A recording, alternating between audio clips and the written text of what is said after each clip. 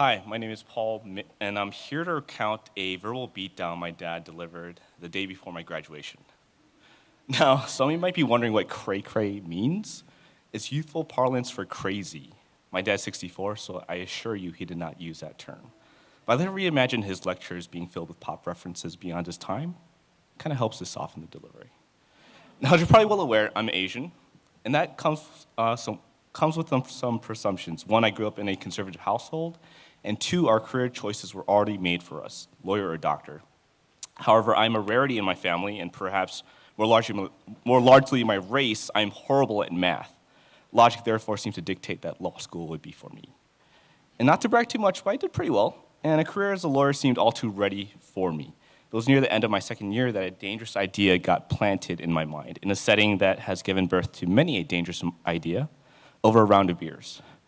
And it was my engineering friend who planted it. What if we started our own company? In hindsight, it wasn't a particularly groundbreaking thought, but it was a question that fundamentally shifted my paradigm.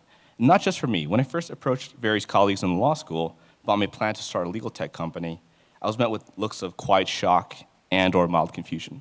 You're not going to become a lawyer, was the prevailing sentiment. And if I was looking for outpouring support from the administration, I was left to be sorely disappointed. There were the obvious questions to the viability of the business model and idea. There were questions of the uncertain territory I was planning to tread afoot, and I couldn't blame them. They were perfectly valid concerns, to be sure. But the cumulative effect of these conversations was discouraging, I'll admit.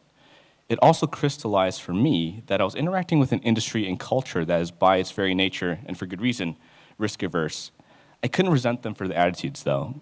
But I also would not let their perspective shape mine, because I truly believed in the mission of my startup, which is to fundamentally change the way people interact with the law. We want to address the information inefficiencies that in diagnosing legal problems, and then finding the correct service provider to correct that problem. What Zillow did to democratize and gamify the real estate shopping experience, we seek to do the same within the legal industry. But no matter how good the idea or how much you believe in its cause, I would be lying if I said that the doubts go away. What you do instead is you learn to control them. You learn to keep them at bay. They're with you when you wake up and with you when you go to bed. But they are no longer an obstacle to your forward progress. What used to be a burden is now comfortably in your periphery. But getting accepted into a top 10 accelerator program didn't hurt in alleviating any of our doubts. Receiving that letter was an indescribable moment for me because it was equal measures of relief and vindication after months of butting our heads against institutional inertia. Some very important people cared about what we had to say and were listening. And at this point, it was my last semester, and things seemed to be lining up nicely. We had passed the accelerator's interview process and were planning for the move in the summer. Momentum was building. Things were also getting a little scary now that it all seemed more real. Actual stakes were in play and had mostly been measured and accounted for, all for one big one, my dad. Now, at this point, you might be wondering what kind of person my father is. No, he isn't some supervillain or boogeyman, but he is very firm and disciplined ever since we were children. Most of all, he is conservative to a fault in temperament and lifestyle. So I was anxious of how he would react. And like the responsible adult I am, I had yet to tell him about my future plans after law school. And my graduation was 2 days away. He texted me, one of the first times he actually used it, to let me know he was coming down from Chicago. It was the day before the commencement ceremony, and he had timed his trip so that we could grab dinner. Reservations had already been made, come hungry and ready to eat. And it was after the usual pleasantries that had been exchanged that the conversation began to pick up a more serious tone. Over very dry chicken, by the way, and that is chicken that I drew, not hash browns. And we chatted about the last semester, honors and accolades, and the job hunt, or lack thereof. What did I mean by that? Well, I told him. I'm postponing taking the bar exam. Yes, I still have the prep course for free. I haven't accepted any job offers. And no, I was not interested in searching for others. Instead, I was planning to go all in on my startup this summer. My brother and sister were left stunned at the table.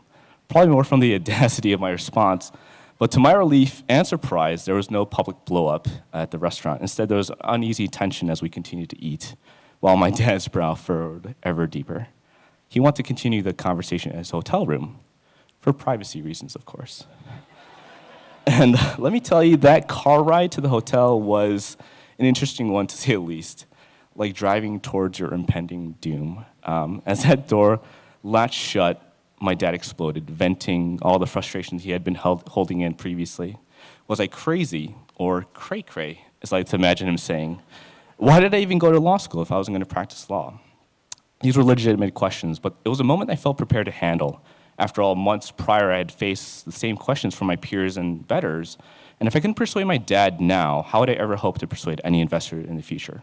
I took it as a personal challenge upon myself to demonstrate my vision and firm grounding in reality. And after creating so many slide decks and business plan proposals, I had the ins and outs of our startup nailed down pat.